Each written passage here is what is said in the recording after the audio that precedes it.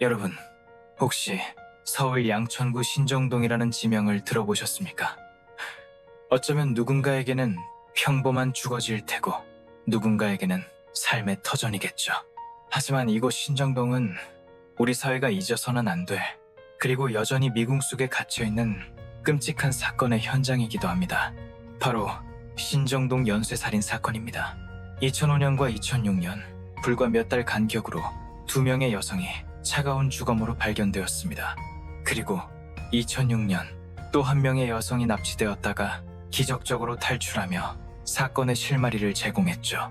하지만 안타깝게도 범인의 흔적은 여전히 오리무중입니다. 오늘 이 시간 우리는 18년 전 신정동에서 벌어진 비극적인 사건의 기록을 되짚어보고자 합니다. 2명의 희생자와 1명의 생존자가 남긴 조각들을 맞춰보며 과연 그날 신정동에는 어떤 그림자가 드리워져 있었는지, 그리고 우리는 왜 이 사건을 기억해야 하는지 함께 고민하는 시간을 갖겠습니다. 지금부터 신정동 연쇄살인 사건의 미스터리한 기록 속으로 여러분을 초대합니다. 모든 비극은 2005년 여름, 뜨거운 햇살이 내리쬐던 6월의 어느 날 시작되었습니다. 2005년 6월 6일, 현충일이자 공휴일이었던 그날, 서울 양천구 신정동 주택가 한복판에서 참혹한 시신 한 구가 발견됩니다. 발견된 여성은 20대 초반의 평범한 회사원 이은지 씨였습니다. 그녀의 시신은 주택가에 버려진 돗자리에 쌓인 채 발견되었는데 시신의 상태는 수많은 의문점을 남겼습니다.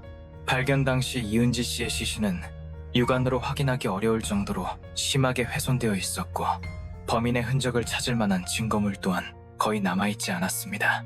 경찰은 수사에 착수했지만 주변 CCTV는 물론 목격자조차 확보하기 어려웠습니다. 사건 현장은 주택가였지만 밤늦은 시간이었고 시신이 유기된 방식 또한 흔적을 남기지 않으려는 치밀함이 엿보였습니다. 경찰은 이은지 씨의 행적을 추적했습니다. 그녀는 사건 발생 며칠 전 실종 신고가 접수된 상태였습니다. 하지만 그녀가 언제, 어디서, 어떻게 납치되었는지, 그리고 어떤 과정을 거쳐 신정동에 유기되었는지는 여전히 오리무중이었습니다. 범인의 동기 또한 명확하지 않았죠. 단순히 시신을 유기할 목적으로 신정동을 택한 것인지, 아니면 신정동의 범인과 관련된 어떤 연결고리가 있는 것인지 모든 것이 불확실했습니다. 사건은 지역 주민들에게 큰 충격을 안겨주었습니다. 평온했던 주택가에 살인사건이 발생했다는 사실만으로도 공포감이 확산되었죠. 하지만 경찰 수사는 좀처럼 진전을 보이지 못했습니다. 한 달, 2달, 시간은 흐르고 사건은 서서히 사람들의 기억 속에서 잊혀져 가는 듯 했습니다. 아니, 잊혀져 가는 것처럼 보였습니다. 하지만 이 사건은 불과 6개월 후 더욱 끔찍한 비극의 서막에 불과했습니다. 2006년 새해가 밝았습니다. 사람들은 저마다 새로운 희망을 품고 있었지만 신정동에는 다시금 어둡고 차가운 그림자가 드리워졌습니다. 2006년 1월 4일, 신정동의 한 주택가 골목길에서 이번에는 40대 여성 이숙현 씨의 시신이 발견되었습니다. 첫 번째 사건과 마찬가지로 그녀의 시신은 비닐과 돗자리에 덮인 채 버려져 있었습니다. 발견 당시 이숙현 씨의 시신 상태 또한 참혹했으며 성폭행 흔적까지 확인되었습니다. 경찰은 직감했습니다. 불과 7개월 전 발생했던 이은지 씨 사건과 너무나도 흡사했습니다. 시신 유기 장소가 모두 신정동 주택가라는 점, 시신이 돗자리나 비닐 등으로 덮여 있었다는 점, 그리고 피해자들의 신원 확인이 쉽지 않았다는 점까지 모든 정황이 동일범의 소행임을 가리키고 있었습니다. 사건은 이제 신정동 연쇄살인 사건으로 명명되며 세간의 주목을 받기 시작했습니다. 신정동 주민들은 극심한 불안감에 시달렸습니다. 언제 어디서 또 다른 피해자가 나올지 모른다는 공포가 마을 전체를 짓눌렀습니다. 아이들의 등하굣길은 물론 밤늦게 귀가하는 여성들은 삼삼오오 짝을 지어 다녀야 할 정도로 분위기는 위축되었습니다. 경찰은 전담팀을 꾸리고 대대적인 수사에 나섰습니다. 하지만 범인의 흔적은 여전히 오리무중이었습니다. 두 사건 모두 범죄 현장에서 지문이나 DNA 같은 결정적인 증거가 나오지 않았고 목격자도 없었으며 주변 CCTV 또한 당시에는 거의 설치되어 있지 않아 무용지물이었습니다. 범인은 마치 유령처럼 나타나 살인을 저지르고 사라지는 듯 했습니다. 수사는 난항을 겪었습니다. 두 사건의 유일한 공통점은 신정동이라는 지리적 위치, 그리고 유사한 시신, 유기 방식뿐이었습니다. 범인이 신정동에 거주하는 것인지 아니면 신정동 지리에 능숙한 외부인인지조차 파악하기 어려웠습니다. 범인의 윤곽은 희미하기만 했고 시민들의 불안감은 커져만 갔습니다. 경찰은 밤낮 없이 수사를 이어갔지만 답답한 벽에 부딪히는 듯 했습니다. 과연 이 잔혹한 범인은 누구이며 왜 신정동에서 이런 끔찍한 범죄를 저지르는 것일까요? 모든 이들이 답을 갈구하던 그때 사건은 예상치 못한 방향으로 흘러가기 시작합니다. 바로 세 번째 피해자가 될 뻔했던 한 여성의 기적 같은 탈출이었습니다. 신정동에 살인범의 그림자가 드리워진 지 채 1년이 되지 않았던 2006년 5월 세 번째 비극이 일어날 뻔했습니다. 하지만 이번에는 이전과는 달랐습니다. 한 여성의 기적적인 탈출로 인해 우리는 비로소 범인의 윤곽을 어렴풋이나마 짐작할 수 있게 되었습니다. 그녀의 이름은 박민영 씨. 2006년 5월 그녀는 신정동에서 귀가하던 중 갑자기 나타난 두 명의 남성에게 납치됩니다. 눈을 가린 채 어딘가로 끌려간 그녀는 알 수 없는 장소에서 공포에 떨고 있었습니다. 다행히도 범인들이 잠시 자리를 비운 틈을 타 그녀는 필사적인 탈출을 감행합니다. 박민영 씨가 기억하는 것은 파란만장한 탈출극이었습니다. 그녀는 눈가리개를 풀고 주변을 살폈습니다. 그녀가 갇혔던 곳은 반지하방으로 추정되는 곳이었습니다. 범인들이 다시 돌아오기 전 그녀는 침착하게 탈출할 방법을 모색했습니다. 문이 열려있는 틈을 타 그녀는 밖으로 뛰쳐나왔습니다. 뛰쳐나온 곳은 밖은 다세대 주택 밀집 지역이었습니다. 그녀는 살기 위해 필사적으로 도망쳤습니다. 범인 중 한 명이 뒤쫓아오는 소리가 들렸고 그녀는 옆집 현관문이 열려있는 것을 발견하고 망설임 없이 그곳으로 뛰어들었습니다. 그리고는 신발장 안에 몸을 숨겼습니다. 신발장 안에서 숨죽이고 있던 박민영 씨는 섬뜩한 소리를 들었습니다.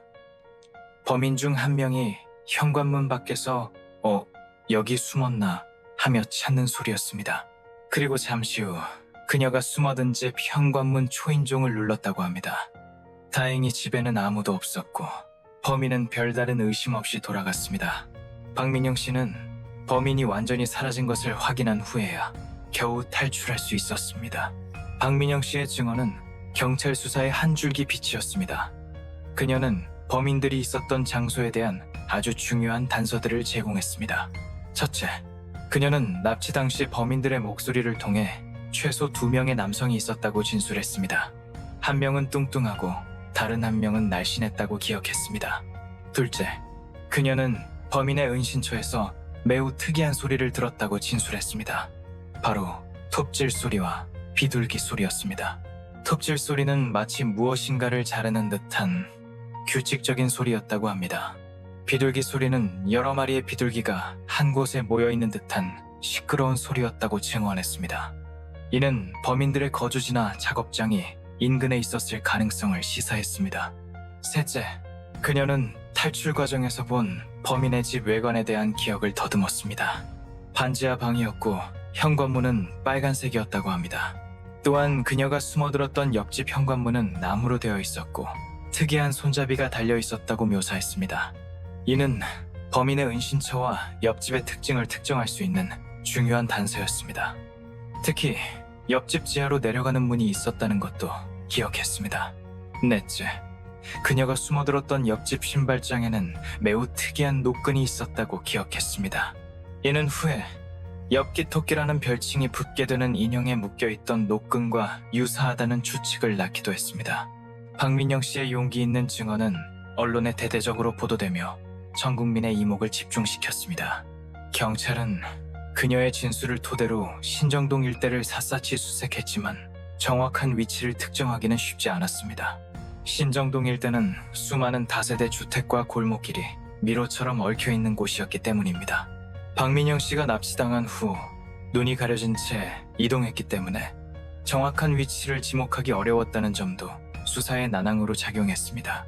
그러나 박민영 씨의 생존과 증언은 이 잔혹한 연쇄살인 사건의 유일한 빛이자 언젠가 범인을 잡을 수 있을 것이라는 희망을 안겨주었습니다. 이 기적적인 탈출은 사건의 진실에 한 발짝 더 다가설 수 있는 결정적인 계기가 되었습니다. 박민영 씨의 증언에도 불구하고 신정동 연쇄살인 사건은 장기 미제 사건으로 남게 됩니다. 경찰은 그녀의 진술을 토대로 몽타주를 작성하고 신정동 일대를 정밀 수색했지만 빨간 문이 달린 반지하 집이나 톱질 소리, 비둘기 소리가 나는 곳을 특정하지 못했습니다. 수백 채의 다세대 주택 사이에서 정확한 범인의 은신처를 찾아내기란 마치 바늘구멍을 찾는 것과 같았습니다. 시간은 흐르고 사건은 대중의 관심에서 멀어져 가는 듯 했습니다. 하지만 2015년 SBS 시사 프로그램 그것이 알고 싶다가 이 사건을 재조명하면서 신정동 연쇄살인 사건은 다시금 전 국민의 이목을 집중시켰습니다. 방송을 통해 박민영 씨의 생생한 증언이 다시 한번 공개되었고 그녀가 기억하는 범인의 특징과 범행 장소의 단서들이 상세하게 다뤄졌습니다. 특히 방송 이후 시청자들의 제보가 잇따랐습니다. 엽기토끼라는 별칭이 붙은 인형이 매달려 있던 옆집 신발장의 특이한 노끈에 대한 제보, 그리고 신정동 일대에서 과거 비슷한 인상착의의 남성들을 보았다는 증언들이 쏟아져 나왔습니다. 범인 중 한 명이 엽기토끼 인형을 만들었다는 추측도 제기되었죠. 무엇보다 그것이 알고 싶다. 방송 이후 과거 이 사건에 연루될 뻔했던 한 남성의 제보가 충격을 주었습니다. 그는 자신 역시 신정동에서 납치를 당할 뻔했으며 범인의 집에서 톱질 소리와 비둘기 소리를 들었다고 주장했습니다. 그의 증언은 박민영 씨의 증언과 놀랍도록 일치했고 수사에 새로운 활기를 불어넣는 듯 했습니다.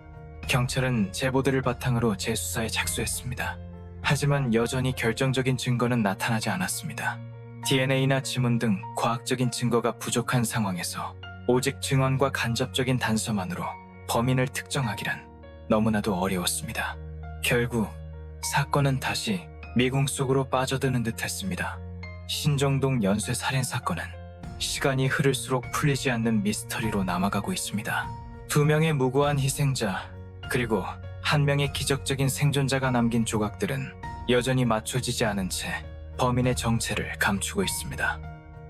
오늘 우리는 신정동 연쇄살인 사건의 기록을 되짚어 보았습니다. 2005년과 2006년 평온했던 신정동에 들이닥친 잔혹한 그림자. 2명의 무고한 생명이 희생되었고 1명의 생존자는 평생 잊을 수 없는 공포를 안고 살아가야 합니다. 이 사건은 단지 미제 사건의 하나로 치부될 수 없습니다. 이는 우리 사회의 안전망에 뚫린 커다란 구멍이었고 여전히 어딘가에서 숨쉬고 있을지 모르는 범인에 대한 경고입니다. 박민영 씨의 용기 있는 증언은 우리에게 범인의 윤곽을 보여주었지만 아직까지 그 그림자는 선명해지지 않았습니다.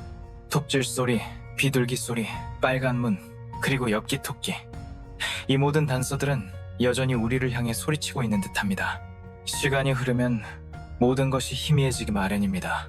하지만 진실은 결코 희미해져서는 안 됩니다. 피해자들의 가족은 여전히 고통 속에서 범인의 정체가 밝혀지기를 기다리고 있습니다. 정의가 실현되기 위해서는 작은 단서 하나라도 놓쳐서는 안 됩니다. 혹시 이 영상을 보시는 분들 중에 당시 신정동에서 들었던 특이한 소리나 목격했던 작은 장면이라도 있다면 그것이 사건 해결의 결정적인 열쇠가 될 수 있습니다. 시간이 많이 흘렀지만 여러분의 작은 기억 하나가 이 미궁 속 사건에 한 줄기 빛을 던져줄 수 있습니다. 신정동 연쇄살인 사건은 아직 끝나지 않은 이야기입니다. 범인이 잡히는 그날까지 우리는 이 사건을 잊지 않고 기억해야 할 것입니다. 그것이 바로 2 희생자를 위로하고 기적적으로 살아남은 생존자의 용기를 기억하는 우리의 숙제일 것입니다.